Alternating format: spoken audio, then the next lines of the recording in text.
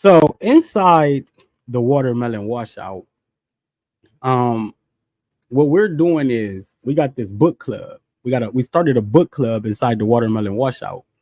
And what we doing is we getting together and we all coming together and we're gonna read a book. We're gonna read a book together.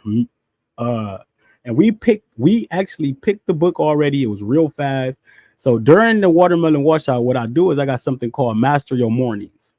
So Master Your Mornings start every day at 6 a.m. Every day at 6 a.m. we get up, or I'm already up. I just come online and I present the motivational videos for Motiversity. And it's like Eric Thomas and your David Goggins, and because I'm a firm believer in getting up every single day and listening to like motivation and high level content. So that helps me out a lot. It helps me out a whole lot. So what happened is we came together as a collective, and we're going to do the. Hold on, let me turn that down. We did the we coming together. What up, Curtis? What's going on, family? So where am I at? Okay, here I go. What's going on, brother? I got your A game for you. As soon as I get off of here, we sending that to you today. Today is getting sent to you for sure. I'll send it today. So what I'm saying is I wanted to come on here and talk about real quick the think and grow rich in the leadership, the major attributes of the leadership and how I apply them to my life. So as a leader of myself and as a follower of leaders, I pay a lot of attention to leadership. So when I apply these principles, today I spoke on principle number 2, which is self-control. But today, right now, I want to just go over each one of the 11 leadership attributes, and I want to talk about how I apply them to my life or how I need to apply them to my life. And this is how you level up for real. So the major attributes of leadership, according to Napoleon Hill and Think and Grow Rich, y'all know how this go down. One of the most famous books in the world. So unwavering courage. So a major attribute of a leader is unwavering courage, right? So based upon knowledge of self and one's occupation, unwavering courage based upon knowledge of self and one's occupation. No follower wishes to be dominated by a leader who lacks self-confidence and courage. No intelligent follower. Think about that, what he said in here. You can be an intelligent follower long as you are following leaders. No intelligent follower will be dominated by such a leader for a very long time. That's not going to happen. You're not going to follow people who don't have confidence. You're not going to follow people who don't have confidence. Why would you? And that's most of the time you following people who got fake confidence.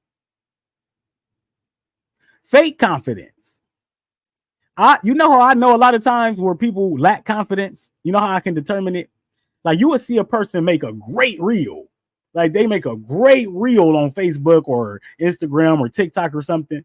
But you get them on a live video and they choke up the whole time, can't talk, don't know what they saying, don't know. That's a person who lack confidence. And that's a person who can make you think they got confidence by doctoring things up and editing and cutting. So when you see me step on camera, I'm confident in what I'm saying. I mean what I say because I'm talking from experience, which is invaluable. You can learn once you got the experience, then you learn from the others' experiences, and you combine your experiences with their experiences and their knowledge. So that's how I apply every one of these principles to my life. We already spoke about self-control, and self-control is number 2 principle. People who cannot control themselves can never control others. Think about that. How can you control anybody, if you can't control yourself? How can you control anything if you can't control yourself? Self-control sets a mighty Self-control sets a mighty example for one's followers, which the more intelligent will emulate. Think about this. If you think about this, self-control sets a mighty example for one's follower. If you can control yourself, control the things you do, control your environment, control what you eat, that's self-control. Control how you treat people, control how you act under pressure, under adversity, under drama, under pressure, under depression, under stress. That's self-control. One thing I do is I don't control things outside of me. I don't try to control other people, places, or things. I try to control my environment. Everything that I produce, which is my children, I control their environment. I don't control them. I literally control what I can control. That's why I have all the control. I don't want more control than I can have. Think about it. You can't control how other people treat people. You can't even control how people treat you. You can only control what you accept. It's literally once you start really breaking things down and figuring out like all the control is right here, you will stop trying to control other people and things, family. Real talk. So I love that principle. I stand by that principle. Self-control is like number one for me. Self-control should be over unwavering courage. I'm not sure that these are in some type of order, but it seems to be a keen sense of justice. Without a sense of fairness and justice, no leader can demand and retain the respect of his or her followers. I'm very fair, family. I'm very fair. I treat everybody with respect. I treat everybody the same. I give everybody opportunity. I bring people along. I collab. Look at the things I do. Look at the challenges I've been in. Shouts out to my brother Casino Crisis. We did the first Fruit Up Till 5 challenge together. Shouts out to Stacy Rickman, Patrick, and Lachey Taylor. We actually did the All Melon Washout together. Everybody got paid. Everybody did their thing together. Every group I do, people get paid for it. Carbon-based cell food. We did the Fruits and Herbs challenge together. No, we did the Fruit Up Till 5 Alkaline edition in November. Me and my brother came together, helped the people, gave them some love, and we got paid for it. Then me and Cosmo Sage came together. Then me and Aline Habib came together.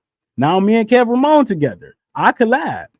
I show people love. I show everybody the same fairness and love and dedication and art. You know, that's what I do.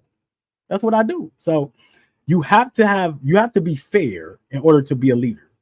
You can't pick sides and be unfair just because you feel like it. Definiteness of decision. Definitiveness of decision. People who waver in decisions show that they are not sure of themselves. They cannot lead others successfully. Oh, the third one? My bad, Curtis. I got you. A keen sense of justice. Without a sense of fairness and justice. Without a sense of fairness and justice, no leader can command and retain the respect of his or her followers. If you're not fair, nobody's going to follow you. You got to play fair, family. You got to play fair. You got to give everybody the same opportunity. When I open up a group for people to join me, I give everybody the same offer. I give everybody the same service. I give everybody the same experience. Indeed, people come to me and I respect their decision. I respect what they say. I'm fair to everybody. And then if you say, hey, I'm going on my own, I want to do this. Me and Curtis, thank you, Curtis, for being on here too. Me and Curtis seen my fairness at work. We've had a situation where I had to be fair to Curtis and Curtis was fair to me. We listened to each other. We heard each other out. He said, hey, I'm coming to you as a man. This is how I feel. And I said, hey, I respect how you feel. This is what it is. And that's fair. We heard each other out. We made a decision. And now we here still together, working on our craft, working on ourselves, working on becoming better men. That's fair. That sounds fair to me. I've handled disputes fairly. And I'm not perfect, but I always be fair. Always. That's one of the major attributes of leadership. So people who waver in decisions show that they are not sure of themselves. So if you can't make a quick decision, you can't make a decision, you can't make a timely decision, that means you unsure. You are very unsure. You need to start making decisions because you know what you want to do. People who always going back and forth and can't make decisions. And think about this. That was one of my downfalls. I'm a Libra. We like that's one of our attributes. We have a hard time making decisions. So that's one of the principles that I really, really work on every single day, getting better with my decision making. And I'm getting better. These are things you have to work on, and you have to be okay with accepting that you need to get better at them. That's why these things exist, so you can get better at them. So let me go. Definitiveness of plans. I know I need to work on this because I do a lot of things off the top of the head. I do a lot of things. Respect, Curtis, definitely. Respect, brother. I do a lot of things off the top of the dome. Like when I'm live, I throw things out to the group. Hey, let's do this. Let's do that. So I know I need to go back, revisit those things, and make sure those things can grow, get nurtured, and have the right people in place to make sure we can go out and execute those plans. Right? So like today, like we started a book club in the group based off just pure energy of a live show. I said, let's start a book club. Let's do it. So now we got a group, we got a book club, we got the book that we reading, everything's in place. I need to make sure that I follow up with the people who are in charge of that, who I put people in place. I put Ashleah, Completely Cold, and Winnie Kickenborg in charge of that group. So I need to make sure that they execute that plan. That's a definitiveness of my plan. The successful leader must plan the work and work the plan. So we put the work out there. Now we're about to work the plan. A leader who moves by guesswork without practical, definite plans is comparable to a ship without a rudder. Sooner or later, it will land on the rocks. If you don't have a plan, you moving off pure energy, don't really know what's going on, eventually it's going to fail. 9 times out of 10, it's not going to last. 9 times out of 10, somebody going to jump off that boat. Something gonna go wrong. So, definitiveness of plans. Be decisive. No, write down your day. Write down your day. Make sure your plan working. Always go back to it. Revise it. Nurture it. Always know what you're gonna do. So don't like now. I know what I'm doing. I know what I'm talking about.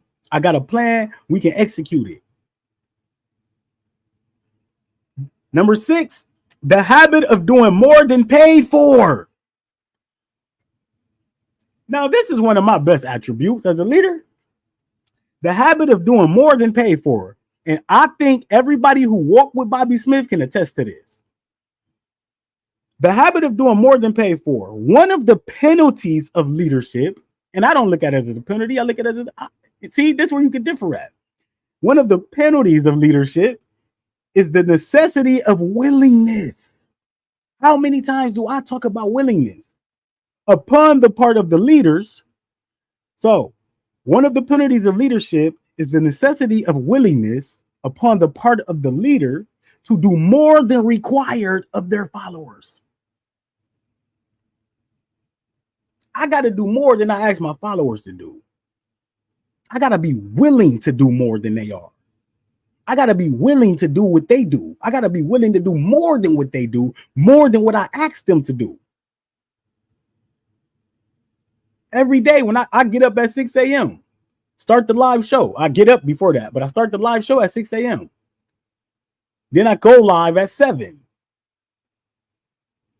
Then people are doing 10-minute phone calls. I'm working behind the scenes talking to people. We're doing Zoom meetings. I'm offering people special groups, Pathway to Empowerment, where we holding Zoom meetings once a week, leveling them, showing people how to do content, love themselves, fall in love with their mindset. You got to put that work in. You can't expect people to work hard if you ain't going to work harder. That's what that tells me. You got to be willing to do more than what you ask your followers to do. And I'm the example of that. A pleasing personality. A pleasing personality. No careless person can become a successful leader. If you don't care about people, you can't become a successful leader. At one point, I told myself I didn't care about people and I wasn't leading them. And I wasn't following leaders either. I was just following myself, which is not a leader. So, no slovenly, careless person can become a successful leader. Leadership calls for respect. Leadership calls for respect. Followers will not respect leaders who do not score highly on all factors of a pleasing personality. When you talk to me, I'm serious, but I'm also pleasing. I'm also going to listen to you. I'm also going to make sure we can get this figured out. We're adults. We have a responsibility to each other. We come together. We collabing. I'm not over you. You're not over me. This is a partnership. But somebody, you have to follow leaders, family. It's okay. I love following the leaders. Like they say, remember in school when they told you, follow the leader. Follow the leader. It's okay. Then when you follow the leader, you know how to lead.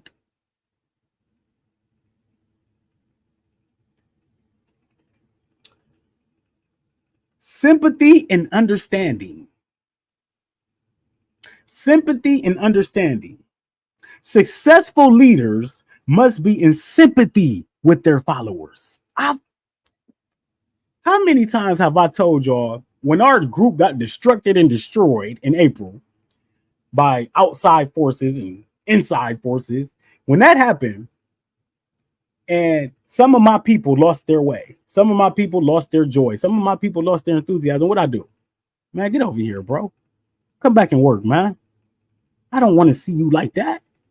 You better than that. I seen men take pride in their work, take pride in what they doing, and I loved it. I saw men leveling up. I saw men taking this lifestyle serious, and I loved it. And I can't let you go out like that. We're not going to let you go out like that. Understanding and sympathy. You call your people back. These my people. These my brothers. I ain't just letting them walk away. We going to level up. We got work to do. We're not letting nothing stop us. That's how I feel all the time. Mastery of detail. Successful leadership calls for mastery of detail of the leader's position. You got to know who your leader is. Your leader got to know who he is. And you got to know what he's doing. You got to know what he's doing. Every day, my leaders that I talk to, the people that lead me, help me lead myself. See how that works? It's okay to get leaders to help you lead. Can you go get a follower, somebody who only follow, to help you help you learn how to lead? No, you can't. You can't. You follow leaders, then you become a leader. And everybody who following me will become a leader because I'm following leaders. Follow the leader. Follow the leader. Willingness to assume full responsibility. Successful leaders must be willing to assume responsibility for the mistakes and shortcomings of their followers. When you fail or you don't do what you're supposed to do, I feel that. I feel that. It as a leader, you want people to win. Like when I'm doing a Zoom meeting and I see somebody leave the Zoom meeting, I go see who left the Zoom meeting and I'll be like, I want to say, why you leave the Zoom meeting? What's going on? You all right? That's how I be feeling. When you can't show up for something, when people don't show up for the live AMs that I do, I be wanting to say, why you ain't showing up? Why not? Like real talk. But you sometimes you can't do that. As a leader, all I can do is show up. I show up every day, and now the expectations are for you to show up. If they try to shift this responsibility, they will not remain leaders. If followers make mistakes and become incompetent, it is the leader who has failed. Listen to this. If followers make mistakes and become incompetent, it is the leader who has failed. My success is your success. Your failure is my failure. If you following a leader and you fail, that leader failed you. That's taking full responsibility. If you fail because I failed, I'm a failure. But if I show up every day and I put my all in and you still fail, I'm all right with that. I'm all right with that because I did my best. It's a partnership. Even in leadership, even in leader, follower, leader, it's a partnership. My leaders are my partners. Like I'm not following nobody who I can't depend on, who ain't got my best interests. Why? Who don't care about me? I'm not. Cooperation. Didn't I just say about collaboration, cooperation? This is the last one. Number 11 is cooperation. Successful leaders must understand and apply the principle of cooperative effort and be able to induce followers to do the same. Leadership calls for power and power calls for cooperation. Let me read this again. Successful leaders must understand and apply the principle of cooperative effort and be able to induce followers to do the same. All I do is tell y'all to work together, do this together, vibe together, energize together, and all I do is work with others. I think, you know what? As I close this out, I think I have some pretty good qualities. I think I have some attributes of leadership, family. And I think I can help you understand we're going to break these down. Get inside the watermelon washout. Get inside the watermelon washout. Join, get inside the book club, get inside our book group. And we are really getting into this. We are really getting into this. And we are truly going to think and grow rich together, family. You follow the leaders. In order to become a leader, you have to be a follower. Leaders don't mind being followers. So with that being said, think and grow rich, family. Think and grow rich. Make sure you read every day. Take care of yourself at a high level. Strengthen your mentality every day. Eat fruits. Do your best. Be your best. Love. Treat people right. Control the things you can control. That's all you can do. With that being said, fruit up, family. I love y'all. We'll be back tomorrow.